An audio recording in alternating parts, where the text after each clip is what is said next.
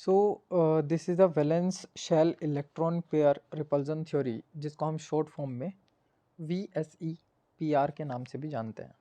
कुछ main postulates हैं जो एग्ज़ाम में अगर क्वेश्चन पूछा जाता है कि how can you define VSEPR या फिर राइट एक्सप्लेन VSEPR, तो ये पोस्टुलेट्स वहाँ एग्जामिनेशन में तुमको रिप्रेजेंट करने हैं। तो फर्स्ट पोस्टुलेट इज़ कि first proposed by Sidgwick and Powell in 1940। VSEPR theory को सबसे पहले इंट्रोड्यूस करने वाले, सबसे पहले प्रपोज करने वाले साइंटिस्ट जो थे, केमिस्ट जो थे, उनका नाम था सिडविक और पॉवेल, और 1940 में इसको सबसे पहले इन्होंने प्रपोज किया था। It is developed by Nyholm and Gillespie in 1957। इसका जो आइडिया था देने वाले ये दोनों लोग थे 1940 में, और इसको बनाने वाले, डेवलप करने वाले ये दोनों लोग थे 1957 में। According to the Vesper, according to the VSEPR, the main first postulate is shape or geometry of a molecule is determined by the repulsion between the valence electrons of the central atom। ये जो theory काम कर रही थी, ये basically किस base पर काम कर रही है? मॉलिक्यूल्स की शेप और ज्योमेट्री को बताने के लिए। और किसी भी मॉलिक्यूल की जो शेप और ज्योमेट्री होती है वो किस बात पर डिपेंड करती है? वो डिपेंड करती है repulsion between valence electrons of the central atom, कि आपके सेंट्रल एटम के ऊपर कितने वैलेंस इलेक्ट्रॉन्स हैं और उनके बीच में रिपल्जन फोर्स कैसे काम कर रही है। फॉर एग्जांपल जैसे मैंने कहा H2O, तो इस H2O की स्ट्रक्चर को अगर हम बनाते हैं तो हमारे पास एक जनरल स्ट्रक्चर होती है कुछ इस तरीके से, और इस H2O के ऊपर दो ऐसे फ्री इलेक्ट्रॉन्स पाए जाते हैं पेयर में, चार, यानी कि 4 इलेक्ट्रॉन मिलते हैं, और वैलेंस इलेक्ट्रॉन टोटल होते हैं इसके 6, 1 2 3 4 5 6। तो ये जो इसके वैलेंस इलेक्ट्रॉन्स हैं, इन वैलेंस इलेक्ट्रॉन्स में रिपल्जन कैसा होता है, ये इस बात पर डिपेंड करते हुए हमें इसकी शेप और ज्योमेट्री के बारे में पता चलता है। तो ये जो वैलेंस इलेक्ट्रॉन्स थे उनमें से 2 पेयर ऑफ इलेक्ट्रॉन्स क्या रह गए? लोन पेयर ही रह गए, खाली रह गए, जो बॉन्डिंग में पार्टिसिपेशन नहीं दे पाए। और केमिकल बॉन्डिंग में, केमिस्ट्री में हमने ये चीज़ देख ली है कि लोन पेयर के बीच में जो रिपल्सन होता है वो मैक्सिमम होता है as compared to the lone pair bond pair और बॉन्ड पेयर। तो इस थ्योरी के अकॉर्डिंग ये जो नायहोल्म और गिलिस्पी थे, इन्होंने जब इंट्रोड्यूस कराई, इसके मेन पोस्टुलेट्स को इंट्रोड्यूस कराया, उन्होंने बताया कि किसी भी मॉलिक्यूल की जो शेप या ज्योमेट्री होगी वो डिपेंड करेगी किसके ऊपर? इलेक्ट्रॉन्स के बीच में, वैलेंस इलेक्ट्रॉन्स के बीच में रिपल्जन के ऊपर। सेकेंडली इन्होंने सेकेंड पॉइंट इंट्रोड्यूस किया कि order of repulsion for the different pairs is loan pair is maximum, loan pair bond pair is minimum, and bond pair is least. ये करेक्ट ऑर्डर इन्होंने दिया अकॉर्डिंग टू दी VSEPR कि different type of molecules के बीच में ये जो electrons होते हैं उनका जो रिपल्सिव फोर्स होती है वो लोन पेयर के बीच में मैक्सिमम काम करती है, जिसकी वजह से जो मॉलिक्यूल की स्ट्रक्चर या शेप होती है वो थोड़ी सी बेंड हो जाती है या फिर टिल्ट हो जाती है। तो ये जो वाटर मॉलिक्यूल हम यहाँ देख पा रहे हैं उसमें बॉन्ड पेयर के बीच में जो फोर्स ऑफ अट्रैक्शन है वो कम काम कर रही है, फोर्स ऑफ रिपल्जन कम काम कर रही है as compared to the lone pair bond pair और lone pair.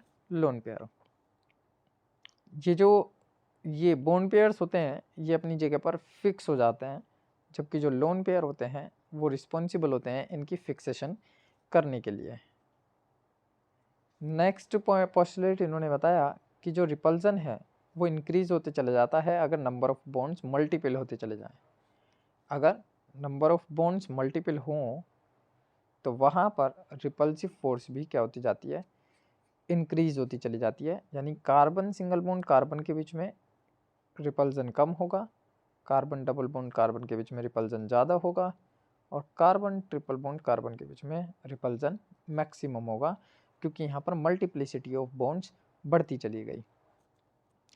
If a molecule contains bond pair only then it will have regular geometry as predicted through hybridization. अगर किसी के पास लोन पेयर का नंबर 0 है, बहुत सारे मॉलिक्यूल्स ऐसे हमने देखे भी हैं जिनमें लोन पेयर का नंबर 0 होता है, जैसे CH4 इसका बेसिक एग्जांपल हम ले लेते हैं या C2H6 हम ले लेते हैं, वहाँ पे भी लोन पेयर नहीं होता है। तो इनकी जो स्ट्रक्चर्स होती है ऐसे मॉलिक्यूल्स की जिनके पास कोई भी लोन पेयर नहीं है, केवल और केवल क्या पाए जाते हैं, बॉन्ड पेयर पाए जाते हैं, यानी कि बॉन्डेड एटम पाए जाते हैं सारे।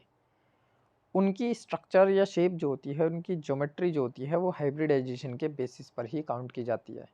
वहाँ पर हमें एडिशनली कोई भी चीज़ों को अलग से याद नहीं करना।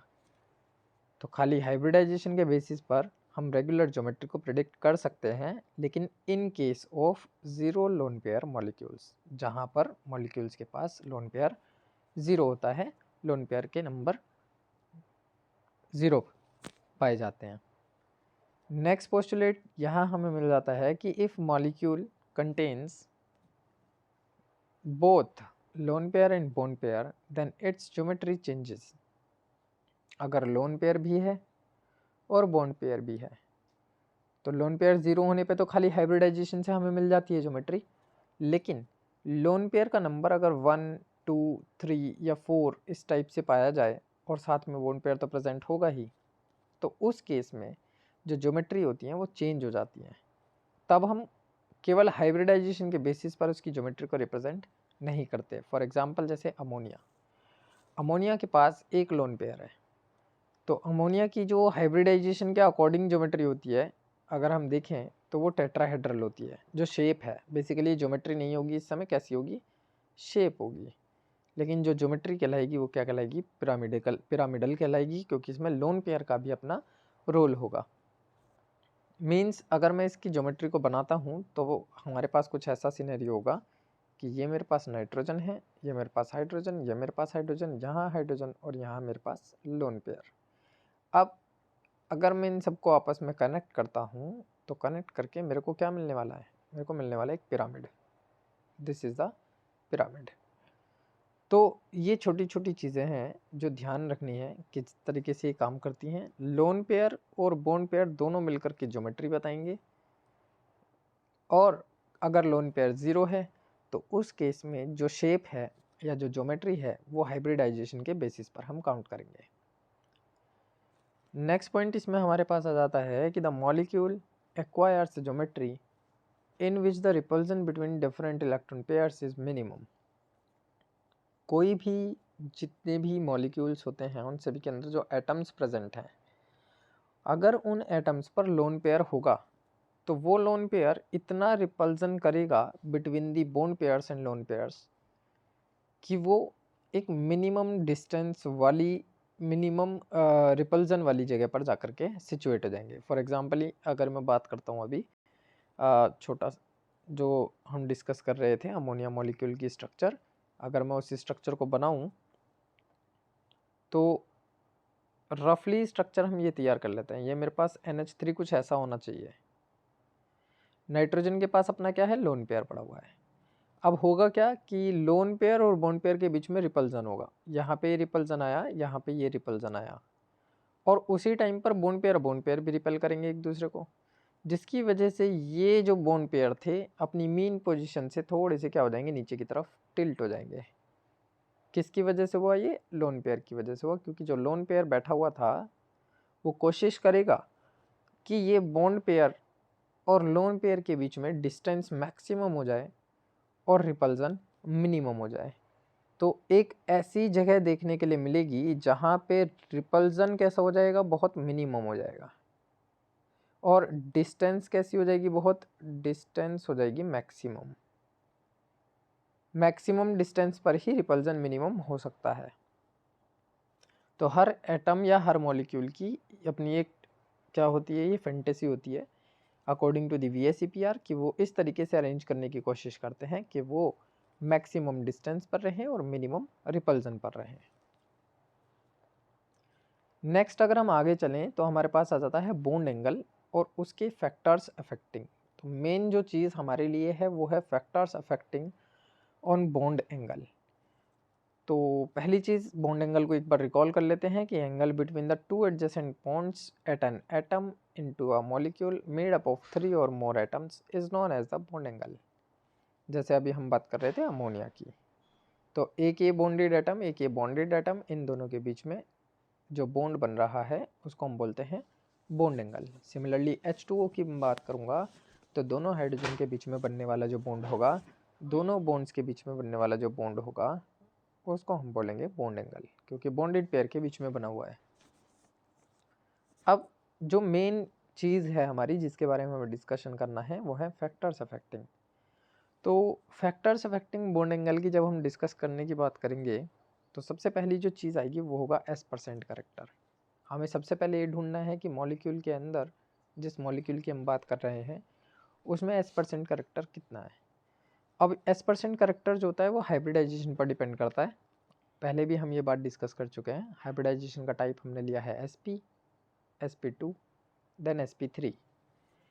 अगर हाइब्रिडाइजेशन sp हुआ तो हमें 100% जो क्वालिटी होती है किसी भी मॉलिक्यूल की, 100% प्रॉपर्टी होती है, उसको 2 इक्वल पार्ट्स में डिस्ट्रीब्यूट करना होगा, एक S और एक P। इसका मतलब है 50% ये और 50% ये। जब 50-50% की हम बात करेंगे तो यहाँ S% करेक्टर हो जाता है 50। sp2 में टोटल कितने हो गए 3, क्योंकि 2 हो गए हैं P के, एक हो गया है S का। तो 3 पार्ट्स में आप डिवाइड करोगे 100 को तो ये हो जाएगा 33.33%। And the last one is sp3 जिसके अंदर टोटल हो जाते हैं 4 ऑर्बिटल्स। तो यहाँ पर हम 100 को 4 इक्वल पार्ट्स में डिस्ट्रीब्यूट करेंगे जो कि डिस्ट्रीब्यूट होकर के बनता है 25%। अब S% करेक्टर बॉन्ड एंगल को कैसे रिप्रेजेंट कर रहा है कि अगर S% करेक्टर 50% होगा तो जो आपका बॉन्ड एंगल होगा वो 180 डिग्री का पाया जाएगा, लीनियर पाया जाएगा। जो शेप होगी वो कैसी होगी, लीनियर होगी। अगर हाइब्रिडाइजेशन sp2 होगा और S% करेक्टर 33.33% होगा तो आपका बॉन्ड एंगल हो जाएगा ट्रायगोनल प्लेनर के अकॉर्डिंग, यानी कि मेन सेंट्रल एटम यहाँ बैठा होगा और यहाँ हमारे बॉन्डेड एटम जुड़े होंगे जिनमें सभी के बीच में काम करेगा बॉन्ड एंगल 120 डिग्री का। अगर हाइब्रिडाइजेशन sp3 है और उसमें जो S% करेक्टर है वो 25 है, जैसे कि मैंने बात करी मीथेन को लेकर के, ये इस टाइप की एक टेट्राहेड्रल स्ट्रक्चर है, तो यहाँ पर बोन्स के बीच में जो बॉन्ड एंगल होगा वो 109 डिग्री 28 मिनट का होगा। तो ये छोटी छोटी चीज़ें हैं जो आपके बॉन्ड एंगल को क्या करेंगी, अफेक्ट करेंगी। अब जैसे जैसे आपका S% करेक्टर बढ़ रहा है, आप ये देखो लेफ्ट राइट टू लेफ्ट आपका S% करेक्टर बढ़ रहा है तो आपको बॉन्ड एंगल भी बढ़ रहा है।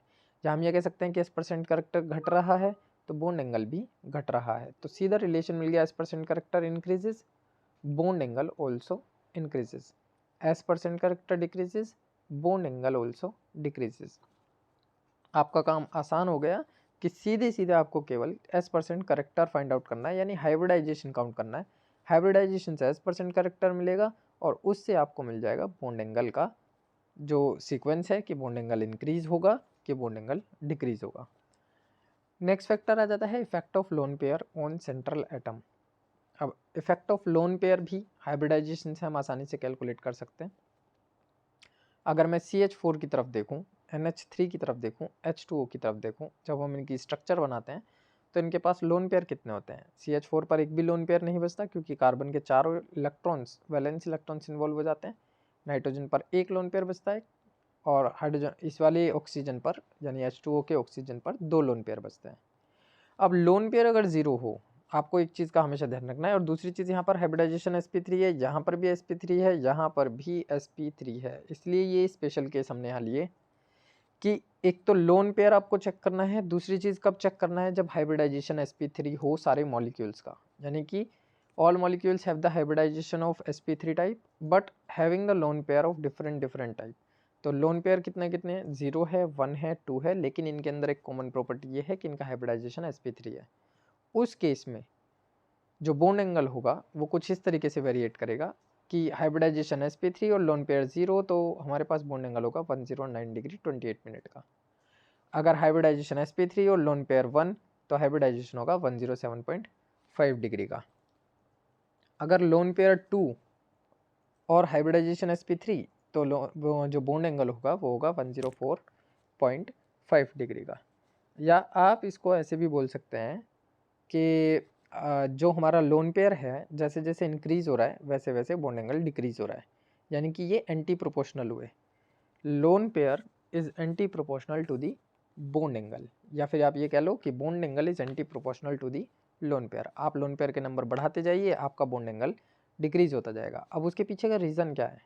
क्योंकि जो रिपल्जन है बिटवीन दी बॉन्डेड एटम वो बढ़ता जाएगा। देखो ये स्ट्रक्चर है CH4 की, ये NH3 की, ये H2O की। अब हो क्या रहा है कि यहाँ पे एक भी लोन पेयर नहीं है, सारे के सारे बॉन्ड्स एक दूसरे को इतना रिपेल करते हैं कि वो मैक्सिमम डिस्टेंस पर अरेंज हो जाते हैं। NH3 के अंदर एक लोन पेयर पाया जाता है, लोन पेयर और बॉन्ड पेयर के बीच में क्या आ जाता है? रिपल्सन आ जाता है, जो कि इस बॉन्ड को, देखो जो डाइपोल मोमेंट मैंने पढ़ाया था, डाइपोल मोमेंट में भी बताया था, जो लोन पेयर होते हैं ज़्यादा इलेक्ट्रोनेगेटिव होते हैं, जिसकी वजह से dipole moment nitrogen to lone pair जाएगा, और हाइड्रोजन के केस में हाइड्रोजन टू नाइट्रोजन जाएगा, उसको हम ऐसे रिप्रेजेंट कर देते हैं। तो अट्रैक्शन कुछ अंदर की तरफ दिखाई देता है इसमें, और लोन पेयर के लिए बाहर की तरफ दिखाई देता है इस तरीके से। तो जो बॉन्ड एंगल होगा लोन पेयर और बॉन्ड पेयर के बीच में वो थोड़ा सा रिड्यूस हो जाएगा, हाइब्रिडाइजेशन कांस्टेंट रहते हुए भी कितना रह जाएगा? 107.5 डिग्री का, जो क्योंकि जो पोजीशन होगी वो as compared to the bonded pair थोड़ी सी ऊपर आ जाएगी, टिल्ट हो जाएगी, नीचे की तरफ चली जाएगी, रिपल्जन ज़्यादा हो जाएगा। अब अगर दो लोन पेयर आ जाते हैं तो दोनों लोन पेयर मैक्सिमम डिस्टेंस पर सिचुएट करने की कोशिश करेंगे एक दूसरे को, और मिनिमम रिपल्जन पर। तो इन दोनों के बीच में इतना रिपल्सन काम करेगा जिसकी वजह से ये बॉन्ड और नीचे की तरफ जाकर के टिल्ट हो जाएंगे, और जब बॉन्ड नीचे और ज़्यादा नीचे पहुंच जाएंगे तो ये बॉन्ड एंगल कैसे हो जाएगा? और ज़्यादा बॉन्ड ये वाला, ये बॉन्ड एंगल और ज़्यादा घट जाएगा। यानी कि जो पहले ऐसा था 180 डिग्री अगर मैं इसको बताऊं, अब ये लोन पेयर प्रेजेंट होने की वजह से कैसा हो गया? 104.5 डिग्री हो गया। तो ये सारी चीज़ें हैं जो लोन पेयर के नंबर पे और सेम हाइब्रिडाइजेशन वाले मॉलिक्यूल्स के अंदर पाई जाती हैं। नेक्स्ट हमारे पास इसमें आ जाता है effect of electronegativity on bond angle. आपका इलेक्ट्रोनेगेटिविटी का क्या इफेक्ट पड़ता है? अब इलेक्ट्रोनेगेटिविटी में केसेस आ जाते हैं, इसमें सबसे पहले ले लेता हूँ केस 1। तो केस 1 ये है कि when central atom is different and some number of lone pair at least 1, यानी कि इसके पास पहली चीज़ तो ये कि आपका सेंट्रल एटम तो अलग अलग रहे, मॉलिक्यूल्स हमने अलग अलग टाइप के लिए हैं जिनमें सेंट्रल एटम अलग अलग हैं, लेकिन सभी के पास एटलीस्ट एक लोन पेयर है। आपने लोन पेयर फिक्स कर दिया कि लोन पेयर एक है सबके पास। तो जो छोटा सा लॉजिक है जो आप लोगों को यहाँ पे ध्यान रखना है, चलिए पहले एक एग्जांपल लेते हैं। NH3 PH3 ASH3 तीनों के तीनों हाइड्राइड हैं नाइट्रोजन फैमिली के एलिमेंट्स के, और तीनों हाइड्राइड्स में जो नाइट्रोजन फॉस्फोरस और आर्सेनिक हैं इन सभी के पास एक लोन पेयर एटलीस्ट प्रेजेंट है। सभी के पास क्या है? एक एक लोन पेयर है। अब अगर हम इनकी स्ट्रक्चर बना लें तो स्ट्रक्चर कुछ ऐसी है जो कि आप लोग देख पा रहे हैं। हमने इनकी ये स्ट्रक्चर को ड्रॉ किया, ये NH3, ये PH3, ये ASH3। अब होगा क्या? नाइट्रोजन की इलेक्ट्रोनेगेटिविटी फॉस्फोरस से ज़्यादा है और फॉस्फोरस की इलेक्ट्रोनेगेटिविटी आर्सेनिक से ज़्यादा है। ये चीज़ पीरियोडिक क्लासिफिकेशन चैप्टर के अंदर हमने पढ़ी है कि electronegativity decreases when we goes down from top to the bottom in a group. तो इलेक्ट्रोनेगेटिविटी क्या हो रही है? डिक्रीज हो रही है। और जब इलेक्ट्रोनेगेटिविटी डिक्रीज होगी तो इसका मतलब ये है कि जो लोन पेयर और बॉन्ड पेयर हैं उनके बीच में रिपल्जन कम होने लगेगा, और जब लोन पेयर और बॉन्ड पेयर में रिपल्जन कम होने लगेगा तो बॉन्ड एंगल क्या हो जाएगा? As compared to the previous क्या हो जाएगा? बढ़ जाएगा, इंक्रीज हो जाएगा। यानी कि जब आप सेंट्रल एटम पे नीचे की तरफ आते हो, ऊपर से नीचे की तरफ आते हो, डाउन टूवर्ड्स आते हो, तो लोन पेयर और बॉन्ड पेयर में रिपल्जन इतना नहीं रह पाता जितना कि सबसे टॉप मोस्ट वाले एलिमेंट के लोन पेयर और बॉन्ड पेयर में होता है, जिसकी वजह से बॉन्ड एंगल बढ़ता जाता है। तो जहाँ पे अब तुम्हें ध्यान रखना, तुम्हें क्या ऑर्डर ध्यान रखना है कि bond angle is directly proportional to the electronegativity of central atom. आपका इलेक्ट्रोनेगेटिविटी बढ़ा तो क्या होगा? आपका बॉन्ड एंगल इंक्रीज हो जाएगा। अब इस केस में नाइट्रोजन का जो इलेक्ट्रोनेगेटिविटी है वो फॉस्फोरस से ज़्यादा है और फॉस्फोरस की इलेक्ट्रोनेगेटिविटी आर्सेनिक से ज़्यादा है। तो नाइट्रोजन का जो मॉलिक्यूल है अमोनिया, इसमें बॉन्ड एंगल सबसे ज़्यादा पाया जाने वाला है, यानी इसके जो लोन पेयर्स हैं वो टाइटली हेल्ड रहने वाले हैं, क्योंकि इलेक्ट्रोनेगेटिविटी ज़्यादा है तो अट्रैक्शन भी ज़्यादा पाया जाएगा। लेकिन अगर बात करूँ फॉस्फीन की, PH3 जिसको हम लिखते हैं, उसमें जो इलेक्ट्रोनेगेटिविटी है वो फॉस्फोरस से नाइट्रोजन से कम है, जिसकी वजह से इसका बॉन्ड एंगल भी क्या हो जाएगा, कम हो जाएगा। तो ये सीधा डायरेक्टली फैक्टर है, डायरेक्टली प्रोपोर्शनल फैक्टर है जो याद रखना है कि जो आपका इलेक्ट्रोनेगेटिविटी है अगर आप उसको बढ़ाते हैं या हायर इलेक्ट्रोनेगेटिविटी वाला कोई मॉलिक्यूल लेते हैं तो उसका बॉन्ड एंगल भी बड़ा होगा, उसका बॉन्ड एंगल भी ज़्यादा होगा। फॉर एग्जांपल यहाँ पर हमने कुछ क्वेश्चंस लिए डिस्कस करने के लिए कि मेरे पास एक एग्जांपल है H2O, दूसरा मेरे पास एग्जांपल है SH2 और तीसरा मेरे पास एग्जांपल है SH2। इसको बेसिकली हम H2S लिख सकते हैं, कोई इशू नहीं है। और ऐसे ही SeH2 है, इसको भी हम H2SE लिख सकते हैं, इसका भी कोई इशू नहीं है। अब आपको क्या देखना है, आपको इलेक्ट्रोनेगेटिविटी देखनी है। आपका सेंट्रल एटम यहाँ पर क्या है, ऑक्सीजन, सल्फर एंड सेलेनियम। और डाउन टूवर्ड जब हम आते हैं इलेक्ट्रोनेगेटिविटी कैसी होती चली जाती है, यहाँ पे डिक्रीज होती चली जाती है। इलेक्ट्रोनेगेटिविटी डिक्रीज होगी तो क्या होगा, बॉन्ड एंगल हमारा डिक्रीज होना शुरू हो जाएगा, क्योंकि अभी हम पढ़ करके आए हैं कि इलेक्ट्रोनेगेटिविटी अगर बढ़ती है, इलेक्ट्रोनेगेटिविटी अगर आपकी इंक्रीज होती है तो बॉन्ड एंगल आपका क्या हो जाएगा, इंक्रीज हो जाएगा। तो ये सीधा फैक्टर है, ऑक्सीजन की इलेक्ट्रोनेगेटिविटी सबसे ज़्यादा तो बॉन्ड एंगल सबसे ज़्यादा, सल्फर की इलेक्ट्रोनेगेटिविटी उससे कम तो बॉन्ड एंगल उससे कम, और सिलेनियम की इलेक्ट्रोनेगेटिविटी सबसे कम तो उसका बॉन्ड एंगल भी सबसे कम 92.2 डिग्री, यहाँ पर है 92.5 डिग्री। नेक्स्ट अगर मैं बात करता हूँ एग्जांपल की BCl3 और AlCl3, दोनों के पास सेम बॉन्ड एंगल होता है रेगुलर ज्योमेट्री होने की वजह से। दोनों के पास नंबर ऑफ इलेक्ट्रॉन्स एक जैसे हैं, जो लोन पेयर इलेक्ट्रॉन्स होते हैं। तो ये चीज़ कहाँ, यहाँ पे ध्यान रखना, केमिस्ट्री में एक्सेप्शंस चलते हैं साथ में। तो BCl3 और AlCl3 दोनों के पास सेम बॉन्ड एंगल होता है due to the regular geometry. ये स्पेशल केस में कंसिडर किए जाते हैं। केस नंबर 2 आ जाता है हमारे पास व्हेन सेम सेंट्रल एटम। अभी पीछे हमने क्या देखा, जब सेंट्रल एटम अलग अलग थे। अब जो नया केस है वो क्या है कि व्हेन सेंट्रल एटम सेम और सेम हाइब्रिडाइजेशन और सेम लोन पेयर।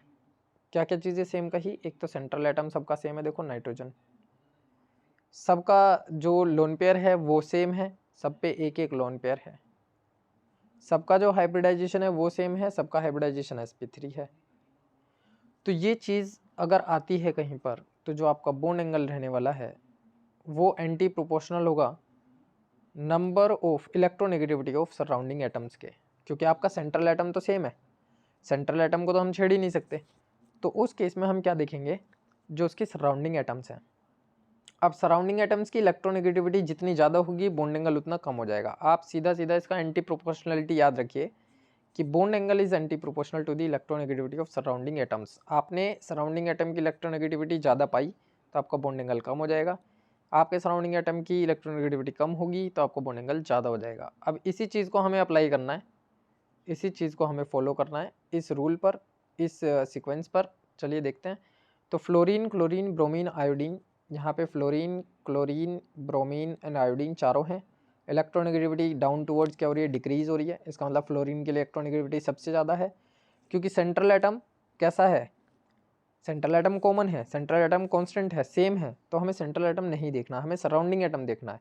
अब सराउंडिंग एटम के अकॉर्डिंग अभी हमने देखा कि bond angle is anti proportional to the electronegativity of surrounding atoms, electronegativity of surrounding atoms.